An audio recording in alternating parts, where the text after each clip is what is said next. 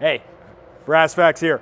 Time for more suppressor content. If you see huge bags below my eyes, it's because I've been drinking about 4 days straight, shooting for 4 days straight. Hop is down here in Utah.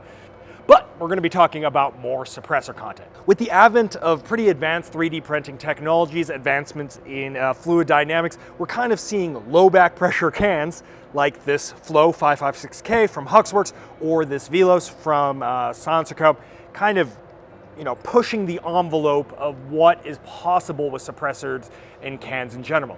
We're kind of losing a lot of the downsides, but still retaining a lot of the upsides of suppressors. That being said, I own this can and I'm about to buy this can, but despite the cans are rolling away, no! Despite having access and owning several of those cans, I still run very boring cans on my main squeezes, if you will.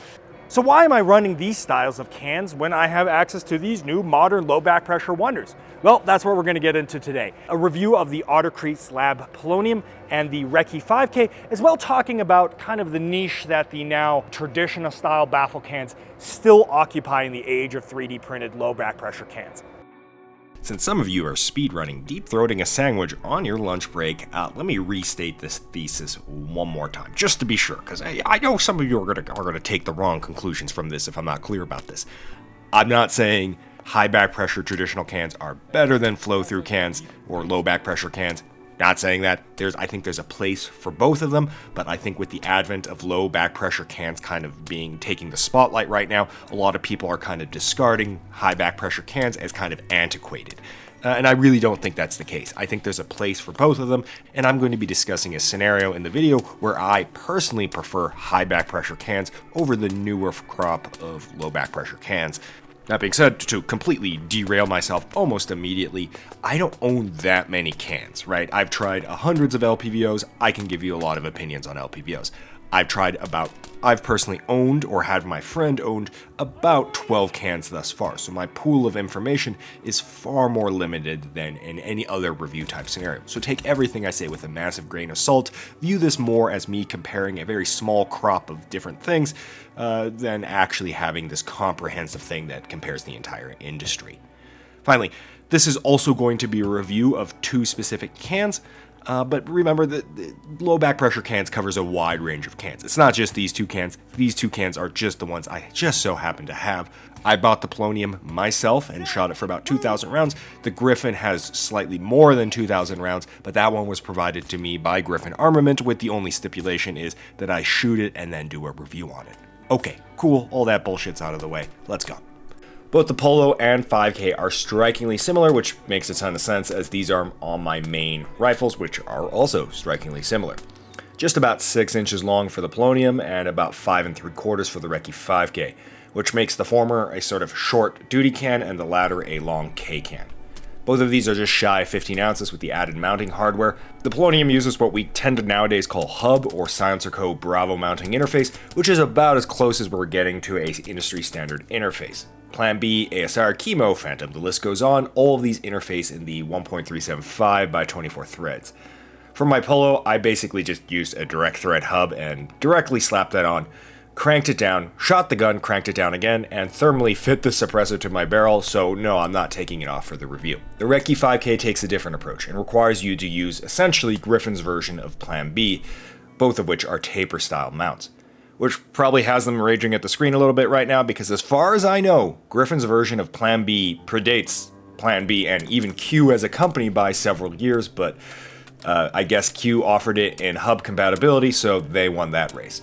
All that really means here is that you have to buy Griffin's printer ink instead of buying the slightly more standardized Plan B printer ink. Sidebar, or whatever we're going to want to call it, a lot of people talk about, hey, because the Griffin taper mount has the threads, then the taper, it's going to carbon lock. I haven't had that experience in the full 2,000 plus rounds of this review. Regardless, the Polonium obviously wins out in flexibility here, but if you just want a one and done type situation, it's hard to argue with an included muzzle device and a t-shirt for $630, and it's a pretty good deal.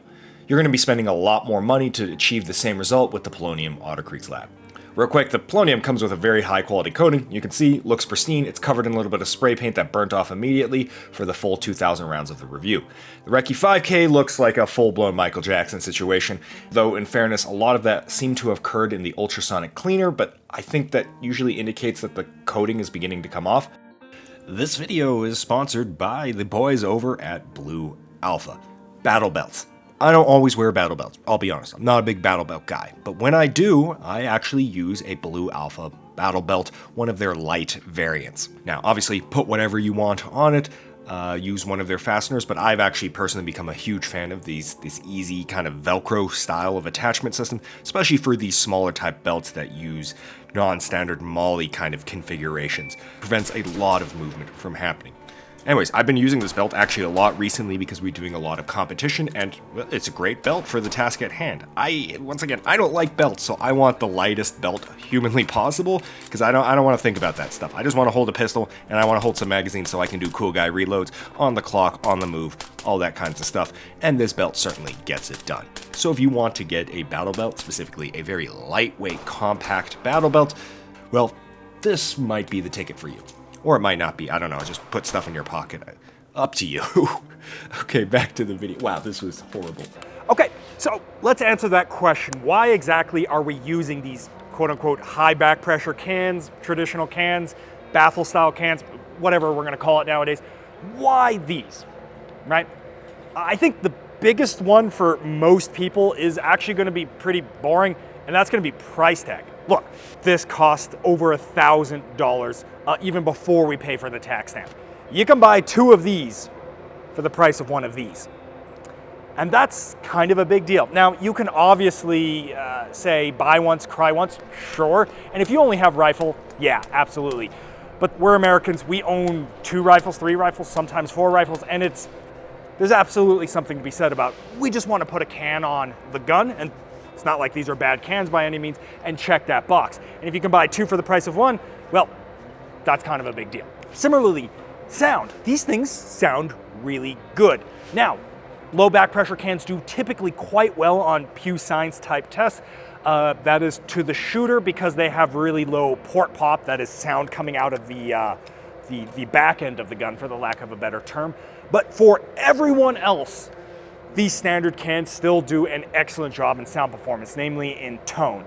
As an aside, since we are comparing these 2 cans, the Polonium OCL does sound a noticeable bit better than the Recce 5K, but the Recce 5K is also about 1/4 of an inch to 1/2 an inch shorter, and sorry dudes, that 1/2 an inch actually does matter. Ask your girlfriend. Just kidding, you don't have a girlfriend. The main reason why I keep these on my rifles is going to be flash. It's about flash performance, or signature performance for the lack of a better term, downrange for someone other than the shooter. Visual signature is where I think these cans ultimately shine. Well, not shine, bad phrasing, they don't shine, it's the opposite of whatever. Well, I think the Chungus Among Us Surefire RC2 has the crown for best can for flash reduction, both in low light and night vision. It's expensive, large, heavy, and comes with a, we'll just call it polarizing mounting interface. It's also overstated how bad low back pressure cans do with flash, likely exasperated by Redditors who freeze frame on the first round pop once a year when they borrow the night vision. In reality, their flash performance is not that bad. But all rumors have a basis in reality, and if you really care about flash performance, which for these cans I did, traditional style cans do really well at this, both to the eye and under night vision. For our duo here, the Polo outperforms the Recce 5K by some decent margins. The Polo is especially impressive as it has that coveted Jetstream type flash performance instead of kind of having a more miniature fireball. It manages first round pop pretty damn well, with the worst case scenario being better than most cans' average flash performance. The Recce 5K, likely due to its size, has slightly worse flash performance overall. You notice a slightly larger cone, and in lower light conditions it is a little bit more obvious. Generally speaking, you're not really going to notice a difference unless you look for it. Where you do notice somewhat more of a difference is the tendency of the Recce 5K to have a little bit more of a spicier first round pop compared to the Polo, which is very consistent at mitigating that to a much larger degree. But overall, still in the topper tier of kind of cans in terms of flash performance, in my opinion.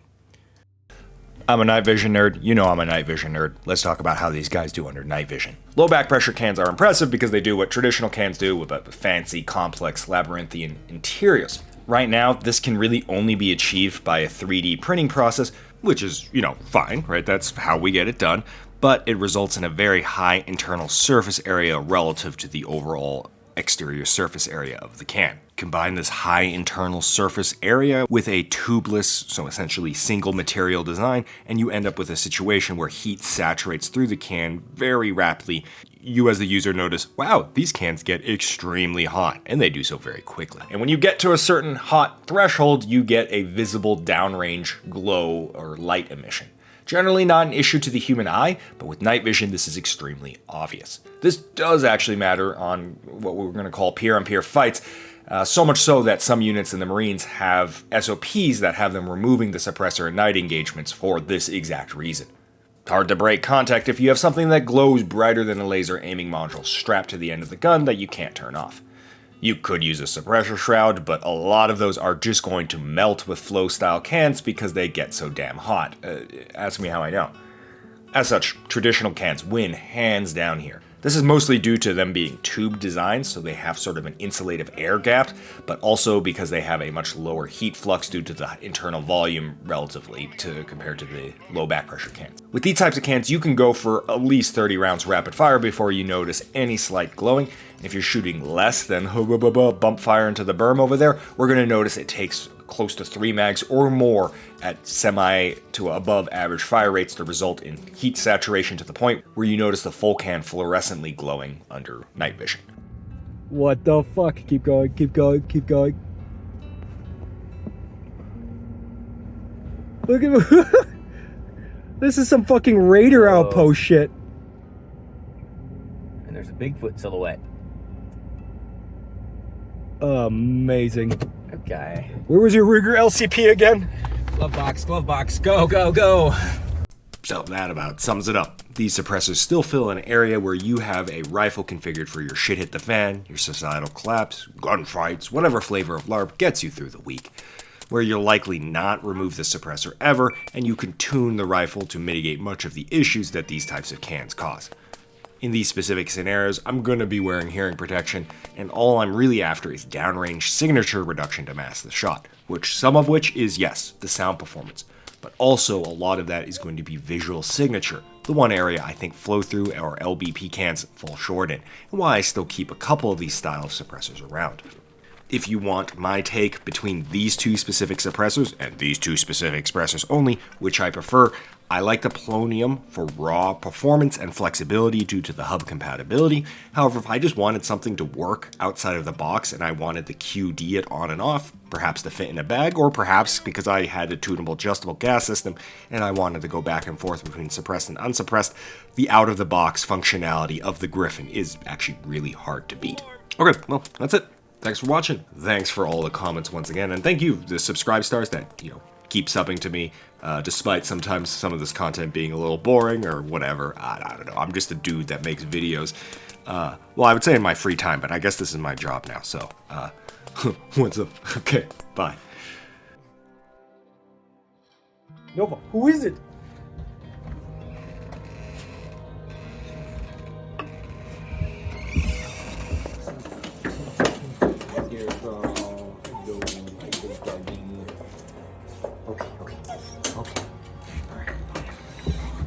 Find yourself a lady that greets you like this when you come home.